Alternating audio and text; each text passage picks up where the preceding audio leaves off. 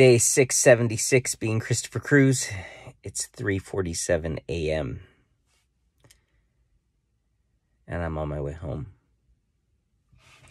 So there was this like little event that was put on by some church people, and so I came to it, and I got here, and it's for like the Spanish team, so they were gonna do like the service in Spanish, and I understood like half of it, but then afterwards, and the crazy thing is, like, we're there, and first of all, this night was just absolutely crazy. I mean, just to get to the point, it was crazy.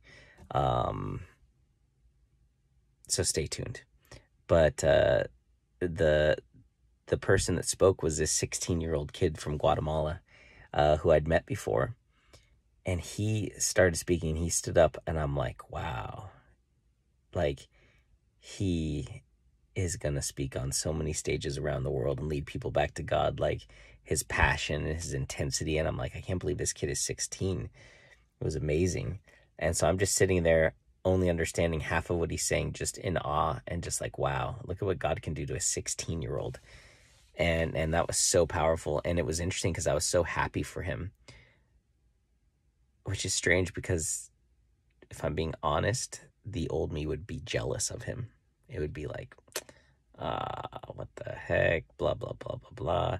And I was so happy for him. I was so like proud of him and just so impressed by him. And I told him he really inspired me, because the way that he got up there and talked about God with so much passion, and he's only 16, was like, dang, what am I doing?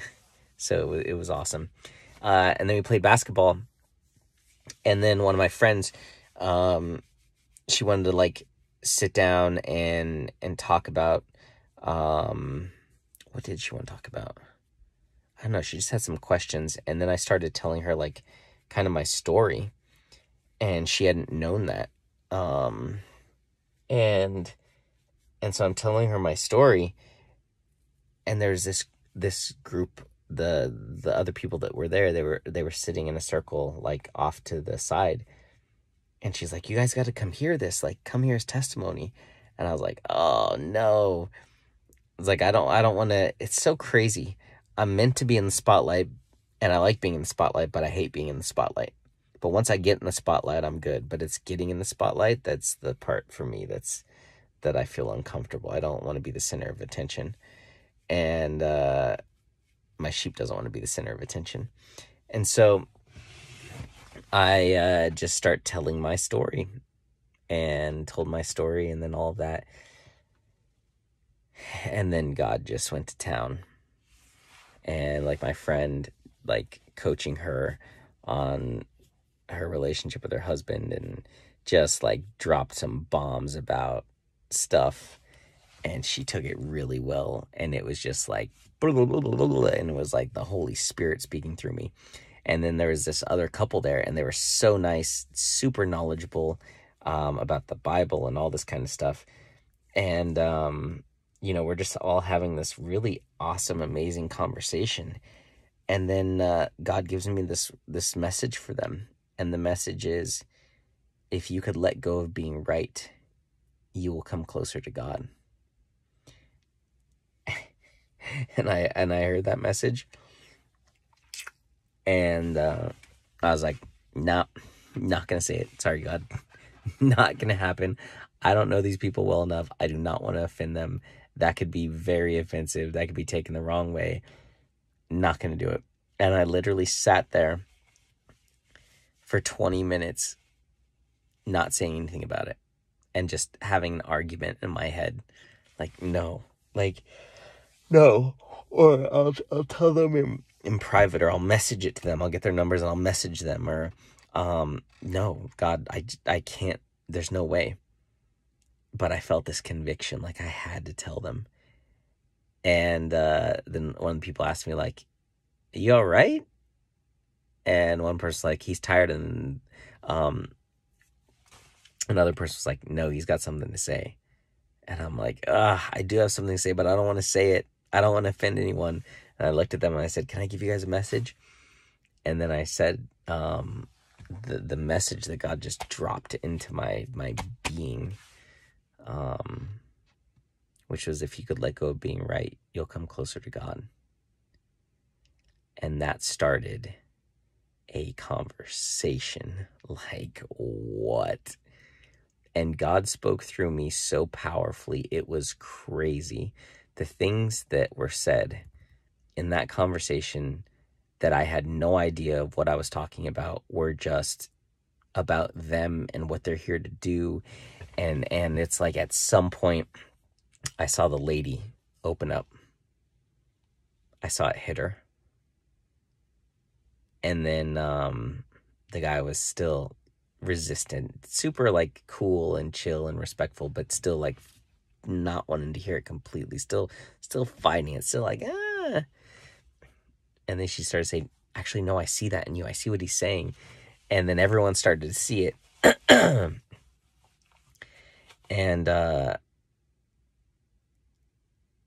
I just surrendered completely and let God speak through me. And it was just like,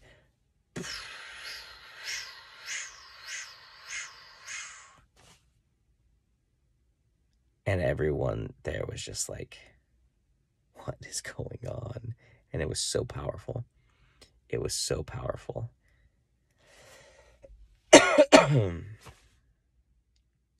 God just... Hold on.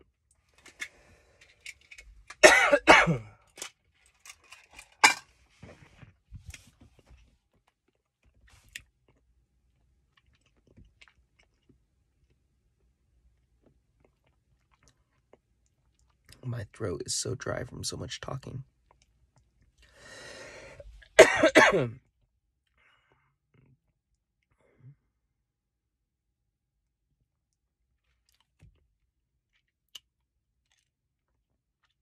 It was crazy.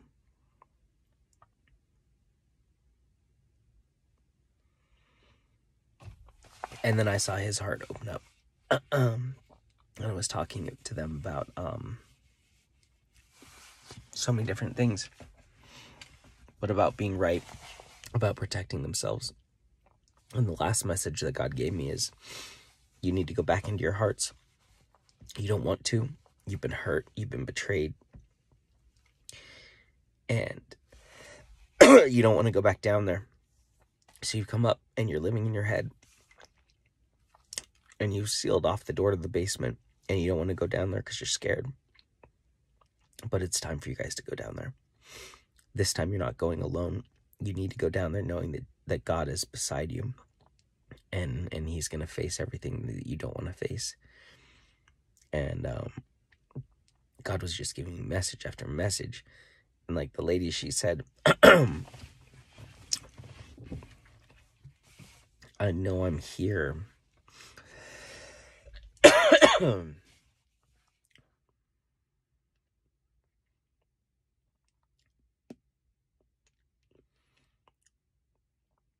I know I'm here to feed the sheep.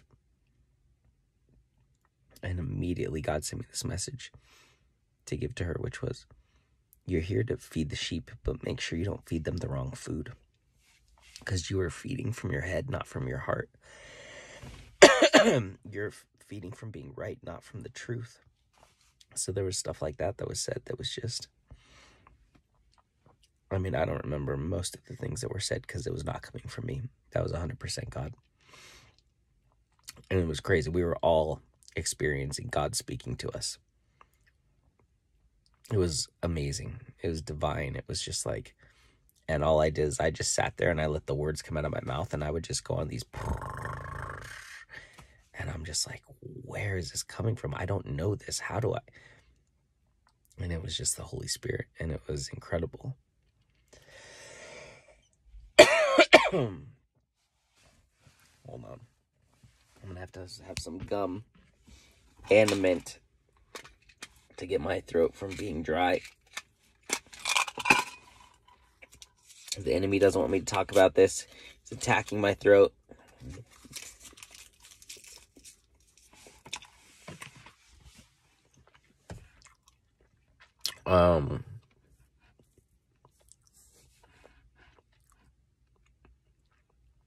So we talked for probably 5 hours, 6 hours. So God spoke to my friend through me. And then God spoke to these 2 other people that I've never even met. Crazy thing is, they've been a Christian or whatever for 13 years. And they know so much. And it just blows me away that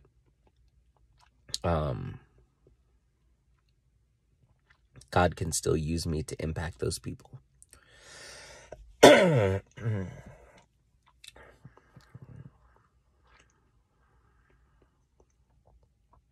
then at the end we went to pray, and I just put my head down.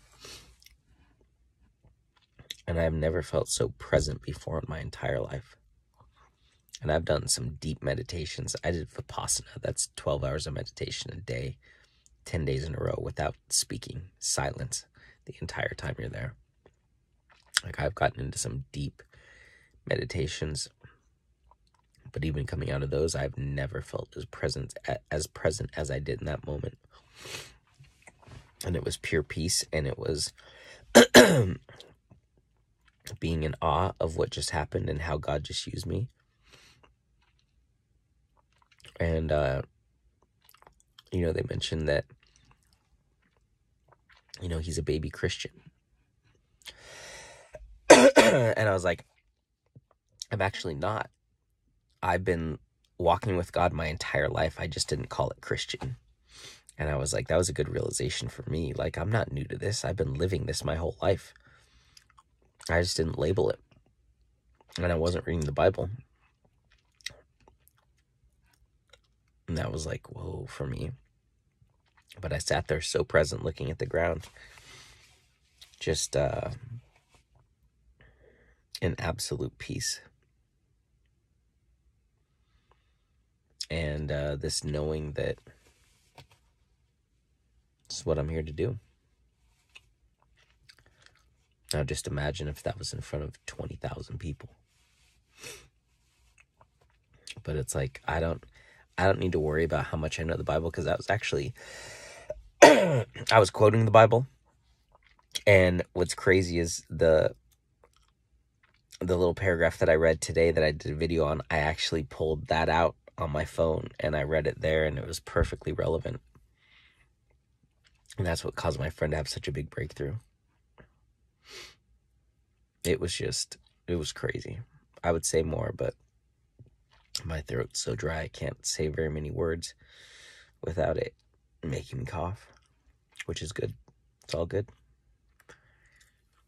So that was crazy. It was amazing. And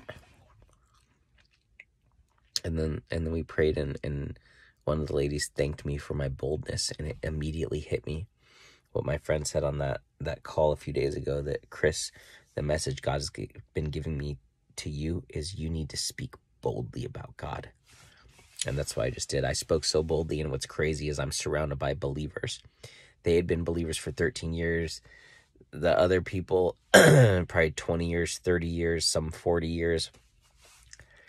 And here I am speaking to them like I've been studying the Bible my whole life. And at the end, the oldest guy there, he hugged me and said, "Thank you, Pastor." And I was just like, wow.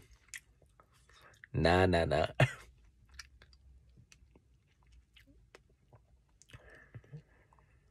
was crazy and amazing. God is so good. God is so, so good.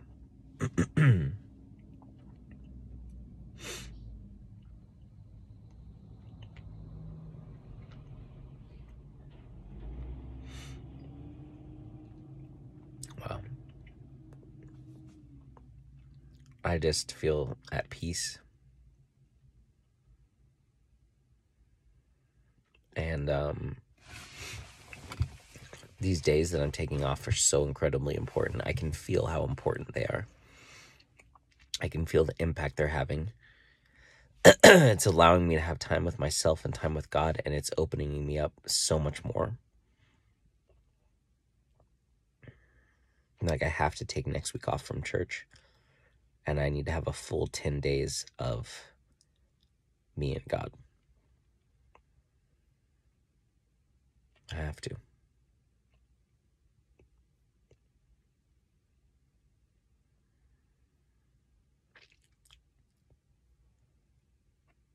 Yeah. The pause is so powerful. There's so much power in a pause.